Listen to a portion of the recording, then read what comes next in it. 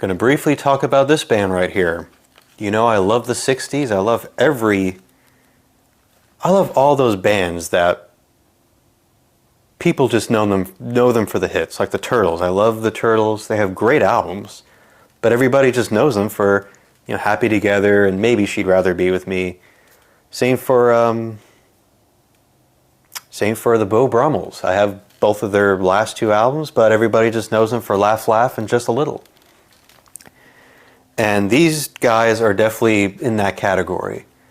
You know, they're blue-eyed soul, and they experimented a little bit after their first two albums. They, you know, kind of morphed, and they kind of rolled with the times. And then they had some really great psychedelic albums. And then they saw what was going on with the world, and so they're very observant, at least with the singer. However, he was very open-minded, and did an album that's kind of like, you know, about the civil rights and people having their freedom. But then they definitely went through a total different direction with more jazz fusion, and they brought in a lot of just great jazz players. And I'm talking about the Young Rascals. They are absolutely great, and they definitely need to be more than, you know, they definitely need to be more recognized than just the hits, right? The Good Lovin' and Groovin' and stuff like that. Yeah, Felix Cavalier, Gene Cornish, Eddie Brigatti, and Dino Denali. Now, Dino has passed away back in 2022, so there's only 3 remaining members of the group. And they're talented. Talented, great people. Yeah, this is their first one, which has the song Good Lovin', which is the Rudy, was that his name? Rudy Clark. So it was a cover. And they do quite a number of, like, you know, just like the Beach Boys and the Beatles, and, you know, like everybody during that time at least had a good chunk of, or at least a good, you know, at least a good number of covers. Like the opening track, Slow Down. Larry Williams. Of course, the Beatles did it. But I think their version is definitely a lot better, if you can agree with me here. That sounds a lot better than the Beatles, I think. Baby, Let's Wait. I love that song. I don't know who wrote that now. But Slow Down, Larry Williams is the one, yeah. You know, and he also wrote Dizzy Miss Lizzy. There's one song on here that I feel like they really, which sounds a lot like a lot of their later albums. Like, it sounds like a 1968 or 9 album from theirs. It's the song I Believe. It definitely has a little bit of that rougher, raw recording here, or at least the way they did the song. Do You Feel It? That's always kind of fun. And Gene Cornish wrote the song. Yeah, he actually sung, you know, he would sing lead here and there. And their cover, Just a Little, he sings that Beau Brummels song that I just talked about already. Hey, there you go, Ron Elliott. Yep. Good Lovin', Like a Rolling Stone. Like Gene Cornish, when he sings that, he definitely has that Bob Dylan. Like, he really sounds a lot like him in that song. I don't know if it's just, he meant to just do that just to maybe mimic, or maybe it was on purpose or something, or accidental, like, who knows. But I love their cover. They did a couple Wilson Pickett covers, and they did a great version of Mustang Sally on here. Mustang Sally. And I love the way, like, Felix, when he gets to that part where he says, I'll buy you a new Mustang, and it's going to be the year from 1966. It's really freaking dated as all hell, but it's fun. And I Ain't Gonna Eat Out My Heart Anymore. That was actually their first single that kind of failed before Good Lovin'. And The Midnight Hour. Yeah, that's another Wilson Pickett. So that was early 66, and then we get their album Collections, which came out towards the end of that year into early 67. And it's got a big one on here, Lonely Too Long. I love that one. There's also a really great song that kind of hints to what's to come. Maybe this was like a little bit of an early peace and love kind of thing. And that is love is a beautiful thing. Don't you know about life? I think life can be so nice. I love that. I love that damn song. That's so good. And Since I Fell for You, you know, the old Lenny Welch song that they do. Too Many Fish in the Sea. That was a Dozier Holland song. Great. 1956. That's a bit questionable, but Gene Cornish sings the vocals on that. And again, you know, they did, however, do covers, you know. So this period here is quite fun. You know, they were kind of in that garage kind of territory. But then this was actually their first album. That was just all originals, groovin'. And I did a review way back about this. Remember that? Yeah, where, you know, I didn't have the beard. Yeah, this was still during the whole COVID shenanigans. But this is, I love, and if anything, this is my favorite right here. But I think all their albums are fantastic. The opening track, I don't know what it's all about. A Girl Like You, I love that. I love that song. And obviously Groovin', Find Somebody, that really is a good song too as well. A little bit like a Revolver song. Even Birds. How Can I Be Sure? Great vocals by Eddie Brigatti. It's another great song. You Better Run. That was always... It sounded a lot like their first two albums a little bit. And I think it was actually recorded in mid-66. And I think it was recorded around the time they were doing this... that they were recording this album, Collections. But yeah, just wonderful album. And what else on here? A Place in the Sun, which I think Stevie Wonder covered. But yeah, great stuff. If You Knew Just How I Feel. Another good one. Okay, then they kind of take that psychedelic, you know, because they were definitely experimenting a lot for that one. And, you know, they were kind of still, at least with You Better Run, that was, you know, an earlier song. But Once Upon a Dream, they changed their name to the Rascals. You see, that was what they were intended to be. That's what they wanted their name to be until they changed it to the Young Rascals, and they didn't like that. So they went back to their old Rascals name. And Dino Danelli did the album cover. I believe he, I don't know if he had these old antique kind of things, and that's how they did the album cover. And I feel like this is a lot more, I want to say, cinematic. It has a lot of cinematic, psychedelic, and even blues elements on the Once Upon a Dream. And opens up, and it even is a little bit of a concept album. Like it starts off very playfully, like very Toddler-like. You know, there's some element there. There's like little sound effects here and there. And I believe they were bringing in their...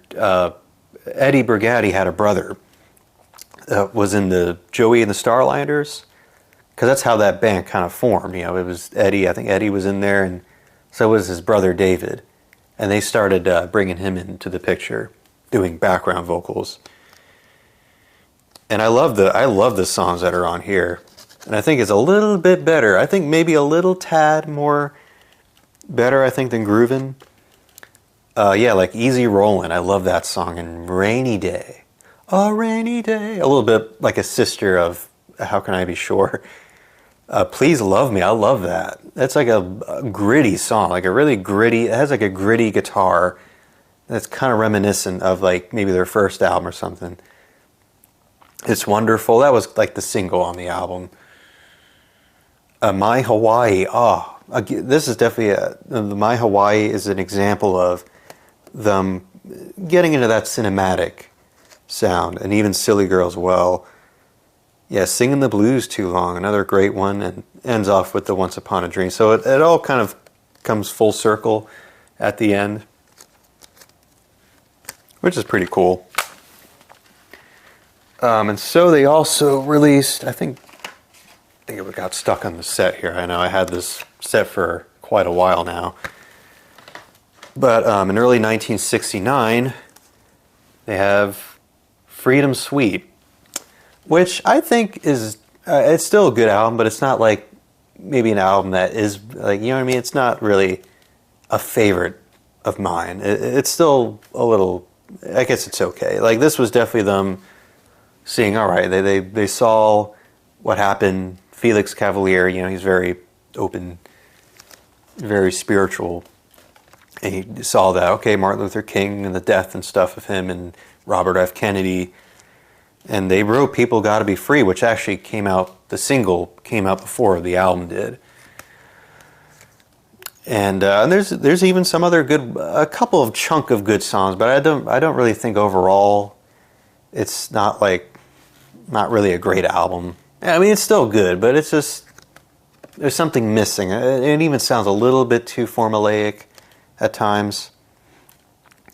Look Around. I think that one's a little, like, there's a lot of sound effects, and it sounds very, like, you know, typical for that time. It reminds me a little bit of, like, Street Fighting Man, a little bit in a way, from the Rolling Stones. A Ray of Hope, that was like a single. But overall, I think my favorite is People Gotta Be Free and the song Heaven, which only charted at number 39, which is crazy, you know. There's a place called Heaven. It's a beautiful song, Heaven. And the other side has a lot of more longer songs. So there's actually one that pretty much has Dino Denali showing off his drumming and stuff on Adrian's birthday, whoever Adrian is. But yeah, I think it's pretty okay. And then I really like their last two albums. Their last two that they came out. And this was right here, this one, C, from 1969. This was like June or whatever. This was like, I want to say March, maybe February of that year. And so this one was maybe the end of 69? I remember seeing it. It said either October or November of 69. And the album's called C, by the way, and it was also a single. It charted, and it's a really great song. I think one of the lyrics, it goes, "Things aren't what they used to be. Love is the only thing I see." And really great guitar work as well. I feel like they were kind of maybe going back to the roots, just like the Stones and the Beatles. They were going back. You know, they weren't doing there is a little hint of psychedelia, but it's not like, you know, it's not all over it, of course. It's just mainly just really a lot of bluesy rock, basically going back to their roots. And I think there's some other great ones on C as well, not just the song C, but that is just a great opening song. And it charted actually a bit more higher than Heaven. I'd Like to Take You Home. Oh, I love Temptation's About to Get Me. That's a really great song, which wasn't actually written by any of the band members. Carry Me Back, that's a little gospel. You know, they were dabbling a little bit into the gospel thing. And I think Eddie Brigatti sings that. What was another one on here? Real Thing? I believe Real Thing was like another good one as well. One that kind of got my attention. But sadly though, Search and Nearness was the last one with Eddie and Gene Cornish. And it's got a great opening, Right On. I believe that was the single. Almost Home. And their cover of the letter is like, okay. And then they ended off with, not really great, but it's a song called Glory, Glory. And yeah, Eddie left. I think he was, I think there was some exhaustion or something. Like he just didn't, he couldn't really handle the pressure of Felix because he really wanted him to write more and more, you know. He was definitely relying on him a lot. So, and that's actually where they ended their contract with Atlantic. And that was from 71. But a few months later, they signed with Columbia Records. And just maybe within just 3 months after, they come out with, or at least the two of these albums, two of their last albums that I really actually wanted on CD. Finally, actually bought it just yesterday. It got delivered today. Their two albums, these two albums definitely are like, for sure, I think definitely ones that a lot of people need to hear more. And it's Peaceful World, which is right here, and The Island of Real. Yeah, and it's so incredible. The last one, which is the title of the album, the title track of the album, Peaceful World, fusion jazz fusion. And it just has a lot of these great players on here. You can just, famous jazz players that are on Peaceful World. And not just that, I love the opening track, Skytrain's incredible. And even the last one, The Island of Real, from '72. And these were singles, Lucky Day and Jungle Walk. And I think even the song, or no, Brother Tree. Which I think kind of hints for what's to come for Felix Cavaliere. Because he went off to have a good solo career. I believe his first album was called Felix Cavaliere and Destiny. And you can actually get them kind of like how this is here on a twofer. Same thing. BGO Records. The first two. And the other one that he had was called Destiny. That's pretty good. But wow, these are like lost gems right here. Peaceful World and The Island of Real. You need to check them out. And definitely elements of just that funk. A little bit Parliament. That's the thing. I can hear a little funkadelic. Or, excuse me, hear a lot of Parliament. I can hear maybe a little McLaughlin, I want to say. Maybe even, or what's the other group? Maybe a little bit of Chicago. Maybe that's taking a little bit too far. And then Curtis Mayfield. I can hear a lot of the early Curtis Mayfield. Like, the first couple of albums from his. But great stuff. So we got Peaceful World, Island of Real. And of course, we get back to some of these. Search and Nearness, See. And I know, I'm just shuffling these. Freedom Suite. Once Upon a Dream. Groovin'. Collections.